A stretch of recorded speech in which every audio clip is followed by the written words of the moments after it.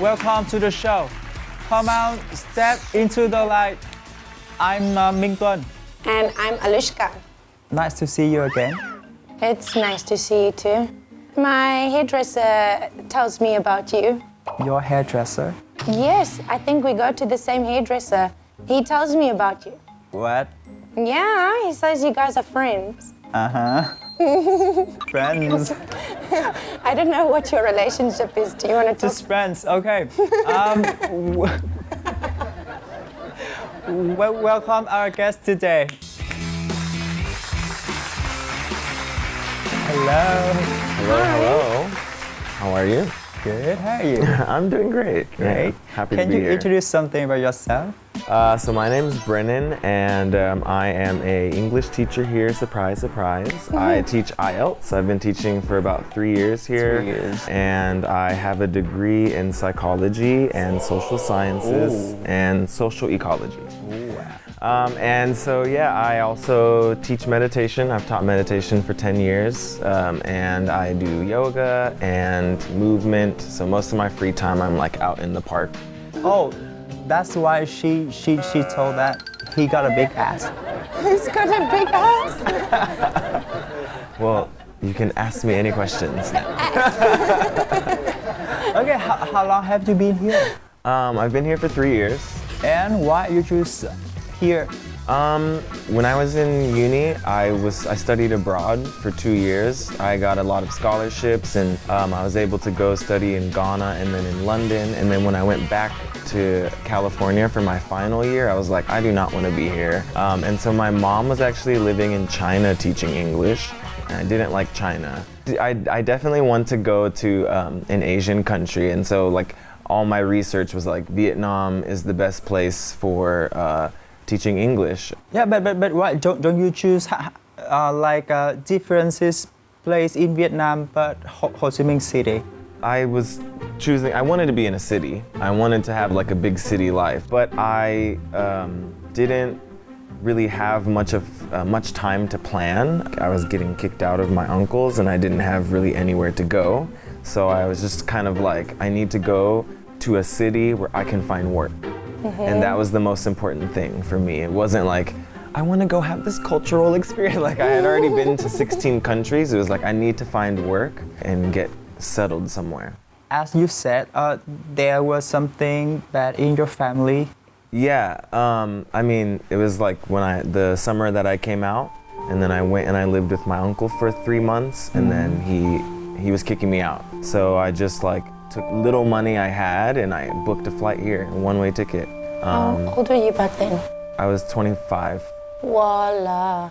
I think I can actually agree with you on like coming to Vietnam for escaping. I mean, I didn't come out, but I was in a very harsh environment. And I think to add to it, Vietnam is such a nice place to kind of find yourself because you can get a stable job here and you have enough free time to, meditate and to really find out where are you going to go with your life from now. Right. But for living in Saigon, high-paced life, I can imagine you had some difficulties. Oh, definitely. Even with Saigon, like I feel like I had this honeymoon phase and then this hostility phase. I was like, oh, I hate this so much. They're so loud and all the construction and then I went home and then I was like, I need to go back to Saigon. I needed to go home and then I was like, this is a great place. I feel safe here as a queer person. And so when I came out and I was in America, I definitely felt unsafe. I was like, someone's gonna beat me up. Here, I never felt that, even with my long-term partner. Walking at night in Vietnam is not as scary as walking at night in South Africa, or as I imagine it would be. It's funny, the one time that I was triggered and scared here was when I was walking alone at night and it was a foreigner who was creeping me out. He looked like he was sleeping guy, outside, right? And he was talking to me about like the revolution. He was like, you remember the revolution? It was there, and the Cambodians were there, and the Filipinos, and there was all this blood. And I was like, no, I do not remember any revolution, but like you can keep that joint and continue anyway. And it was the only time that I felt afraid. I was like, it's not a Vietnamese people. I'm like, oh hi, and then like a foreigner who reminds me of someone back home, alone at night in a park. Now I'm like, he might try to take my money. The little I have. Why didn't you live with your mom and dad but your uncle? No, I didn't live with my mom and dad for almost a decade. I moved out when I was 17, and so I was living on my own. My parents lost their businesses, so when I went off to university, my mom actually moved to China with my stepfather. They went there to teach English. At that time, how old were you? What were you doing? And how did you happen to be living with your uncle? So in 2008, I graduated high school, and then I went to university. A year after my freshman year, they left.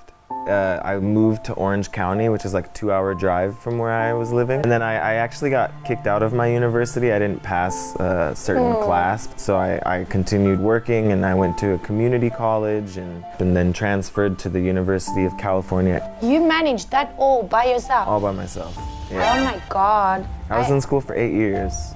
And there was times I was homeless, legit homeless. There was times where like my friend and I went to the beach and we drove back and someone was throwing all my stuff on the lawn. And I was like, what are you doing? And the guy was like, oh, the landlord said no one lives here. So I like went and just slept on my friend's couch. And so I was very used to surviving. So yeah, when I got to my uncle's and then when I came there, like, I don't think they could understand how big it was that I had just come out of the closet. I came out like a month before. And so for them, there was no new Brennan, there was just Brennan. And the only reason I went there was because my senior year, I was applying for a Fulbright scholarship, and they fully fund a 1 year of study. I was the only applicant who was already accepted into a program. In my mind, I was like, I'm gonna graduate and go to London. So for a year, I worked on this scholarship. Finding my time to shine, right? And then I didn't get it. And so I was just kind of angry at the world, and I was angry at this meditation, and I was angry at God. I was like, I believe I've been doing everything right, and why didn't I get this? So I came out the same summer I graduated. So in a lot of ways, it was a huge kaboom of lots of things happening. And so when I came out, I lost my religion. You know, we don't support that. So I lost school, I lost that stability, I lost my straight identity, and then I lost my religion, and I showed up on my uncle's doorstep, and they were like, you need to work. They had a farm, and so I was working on the farm, and they wanted 20 hours a week from me, and I was also working at Starbucks, and I was working at a food truck, so I was working 7 days a week. If I asked for rest, they were like, you need to work, you should not be lazy, we're letting you stay here. Oh my God. And so we just had a lot of conflict. You know, I wanted to rest. I was exhausted, I was tired. People do not see emotional strain. No, they don't. It was invisible to them. You know, like they needed to teach me a lesson in responsibility. They didn't see that I had been surviving for 8 years. I didn't need them to tell me, work hard. And right now, what I don't need is that lesson. What I need is love. No one really ever was like, we want you to know you're safe here. You know, we want you to know that we love you. So, I know I need to be strong, but can you make me feel strong? Can you make me feel supported? Can you make me feel my existence is important? And so I was in this situation where like, really it was my aunt. My aunt secretly just did not like me, but she didn't want to get her hands dirty with me. So she was sending my uncle, she was sending my cousin to yell at me and to be like, you need to do this and you need to do that. And I slowly just found that, you became a responsibility. I became a responsibility. And she did not like you for that. And so I sat them down finally, and I was like, here, I have a 3-month plan to go to Vietnam. I've been thinking about it, what are your thoughts? And they were like, oh, well, actually, we were gonna tell you that you actually have 30 days to move out. And, I was like, well, is there any way I can just stay for 90 days? Like, I know exactly what I need to save. And my aunt was just like, Brennan, you don't have a say in this. And I was sitting in there, sitting like this, and I like looked at my uncle and I was like, can you help me here? Like, and then I looked at my uncle and I was like, I'm tired. I'm tired of doing this. I was kicked out when I was 12. My mother kicked me out on Christmas. Over the 8 years throughout school, I had over 50 roommates. That's how many times I moved. My stuff was constantly in bags, in boxes. And so I really thought that I could relax there and just recuperate and recover, And it ended up, that was by far the loneliest time of my life, the darkest time of my life, because even though I was going through stuff, I always had my siblings, I had my friends, but there I was on this farm and I had no one. I had absolutely no one. So you said that when you were 5, your dad abused you, like My stepfather. your stepfather. Yeah, my mom remarried and my stepfather was emotionally and physically and mentally abusive. What happened to your real father? He moved to Arizona. It was visitation, so we lived mostly with my mom. My stepfather, he's very manipulative, and of the 6 kids, I was the one that couldn't be manipulated. The one sassy one, right? No, not sassy. But talking back, right? I was talking back. I was the same. I would be like, why do I have to call you dad? You're not my dad. Smack you. I am your dad. When we would call CPS, Child Protective Services, and we would go to court to say like he was being abusive, he would buy everyone donuts and like spend the whole week kind of treating all the kids. And then I found out later that I was the only one who was telling a consistent story. And so he didn't like that. So when I was 12, and so it was Christmas, like the most special day, and everyone was getting these gifts that I wasn't getting. And so I was like, why are they getting these gifts? I was asking my parents, they're like, oh, we have a special gift for you. And then we went to the airport to go to my dad's, and my mom handed me a manila envelope with 2 collage photos and some papers that I didn't know. And I was like, and I saw the photos, it was our family. She was like, those are your immunization records, so you can enroll in school with your dad. Because if you think he's so great, you should stay with him. Gosh. And so you can't come back. What kind of mom Would do that?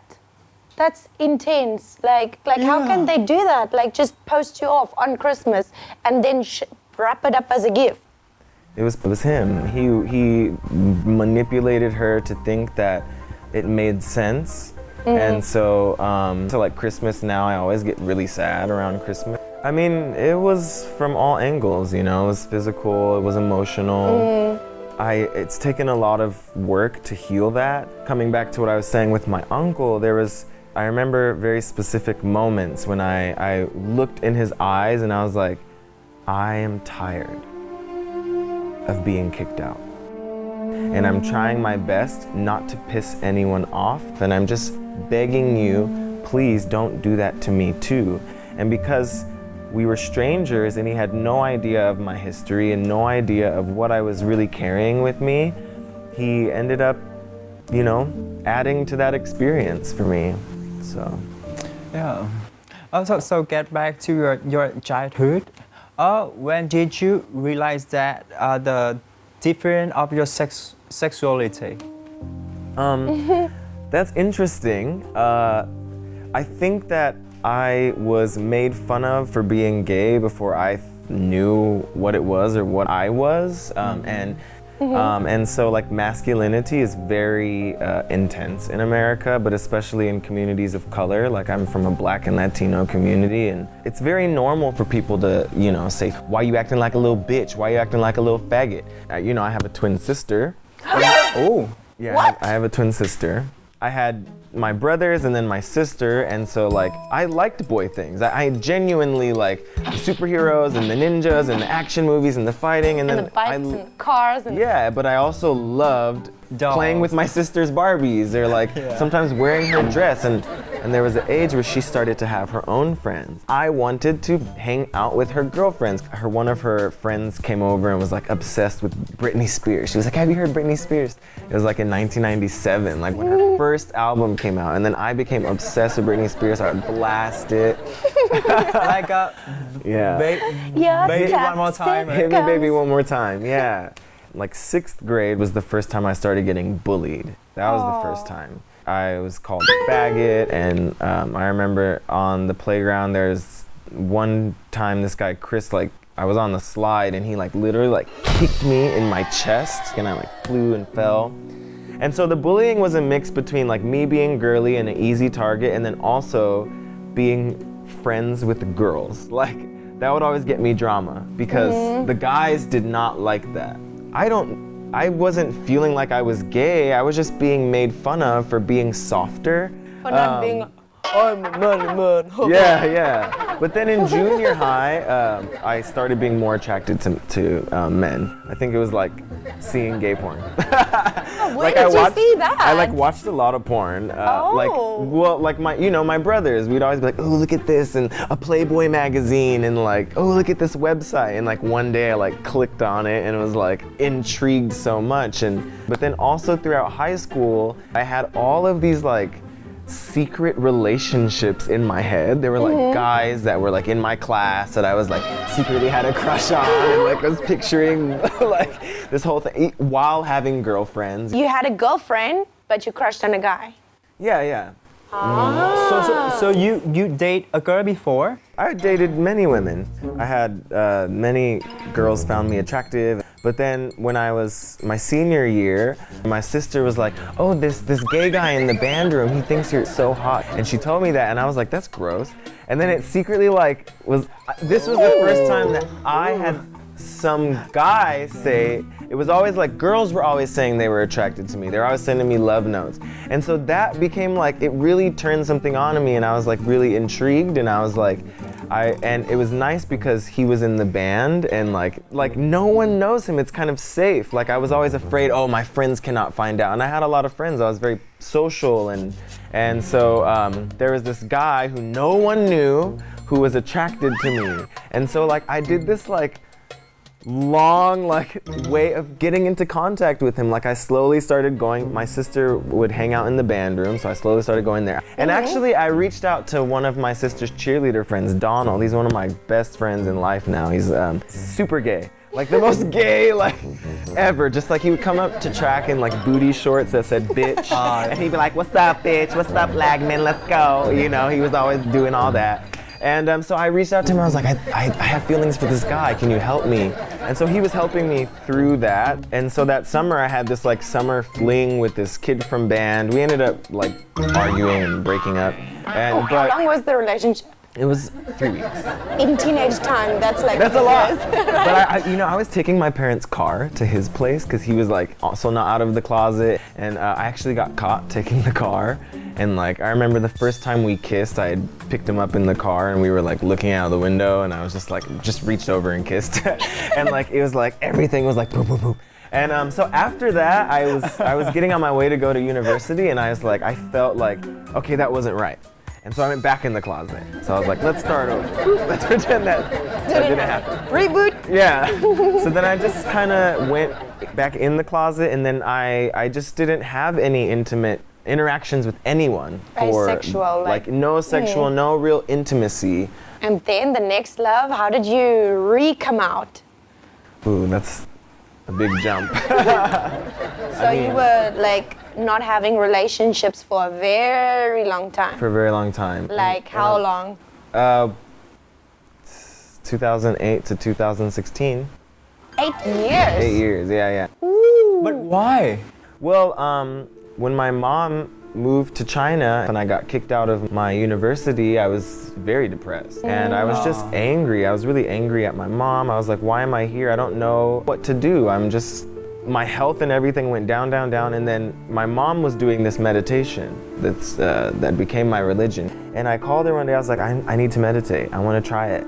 And we meditated on Skype. It was the first time in my life that I felt my spirit and I just jumped into this meditation. So I went from the life of the party to like staunch meditation. Like I was like, I'm not gonna cuss. I'm like gonna wake up at 5 a.m. I'm not even gonna drink coffee because coffee is bad for you. Yeah. I found in this meditation, in this ideology, they're like, homosexuality is like imbalance inside of yourself, and if you meditate, you can pray it away. So that became a part of it, where I was like, okay, I'm gonna meditate, and this little blip that I had with this guy was just, I'll fix that, I'll work that out. It was a huge tool for me to manage my childhood trauma, to manage my depression and anxiety, and it helped me get my life together. And then I found family. They were my family, so I wasn't alone anymore. And so I neglected my intimacy. So you were celibate for 8 years. years. For 8 years. I can't imagine that. That must have been so tough. Anyway, so wow. Right. Why? So you were at your uncle's place and you said that you came out to 1 month before. So that means you came out to your family within the religion. Yeah, I had a graduation party and I gave a speech, and that's when I came out. Then I shared that speech online. I think like coming out is not a singular event, it's like a huge ongoing process. Continuously have to come out, dude. But I It's think always the defining moment is really coming out to yourself. And so there was a moment where I was like, I am gay. But by that time I had come out already to my parents and to my friends and stuff. And I mean, I'm very lucky my parents were accepting. That's your real dad, right? Yes, my real father. And I want to draw this distinction. There's acceptance and then there's support. And I don't think that I found much support. I think that people thought, we have said we accept you. But Now go on. But support is asking me about it. And so I felt like almost like it was taken for granted how easy it was. Everyone was just like, oh, you're out. Yay, rainbows and sparkles, how exciting, yay, okay. And so it didn't feel as good as I would have hoped. I think the universe brought me here to be with myself. And now a lot of that healing has come from like, you know what? I see myself and I love myself and I support myself. So I've been doing this work of like going back to these different times in my life when I've had trauma and being that person that I needed for myself. And so in the future, like I actually moving forward, I want to be a healer. And so I do a lot of meditation, a lot of meditative movement. And So, do you have anything to say with your family or your relatives? Your uncle especially. I just want to say that I love you. I love my family, and I think that the way that my family has perceived me as this very negative person, just seeing like this amount of pain, this amount of sadness is a reflection of how much this person cared. And so to my family, I want to say that like I am growing, I'm healing, and I love you. And I forgive you, and I want you to know that every action has consequences. Everyone is human, everyone has the capacity to hurt or to be hurt. You know, everyone in my family is so quick to be like, you do this, and you always do that. And everyone's so used to pointing out, but no one can point within. I want my family to fight with themselves the same way that they fight with each other, and maybe we'll stop fighting. And and then to my uncle, like, you know, I love him and I'm grateful for the ways that he was supportive to me, and I just want him to know that he did hurt me. When you look to nature, when you look to like even the human body as a lesson, pain is a natural part of existence. Because pain is a teacher. So why are we afraid of pain? We need to look pain in the face and say, hey, behind you is healing. So I'm saying to my family, to my uncle, you hurt me and here's my pain, and now what only comes after that is healing. And that's the most important thing. Hey, pain. Or hey Pain, what are you showing me today? What are you teaching me? What are you teaching me today? That's what I asked. So Pain is a teacher, can be a teacher if you see it that way. If you treat it like an enemy, then you're gonna be fighting. So that's my message. But I could talk to him forever and ever and ever because I feel like we have like kind of the same brain waves but it is the end of the show and we have to say goodbye, but I hope it's not forever goodbye. Yeah, well thank you very much for having me. It's been a pleasure. It's great to have this platform to talk about it. But you forgot his gifts. Can you give it to me? Where is the gift? Here. I forgot to give you the It's gift. like Christmas. This time I want you to remember that Christmas can be different and you have to change the memory. You I are will, I capable of promise. changing that memory, okay? Here you are. Thank you very much. Thanks for coming and share your stories. Yeah. Check out our show on YouTube channel MCV Media and come out LGBT Vietnam every Saturday. And don't forget to like and subscribe our channels to watch more awesome videos. Now we have to say goodbye and see you then.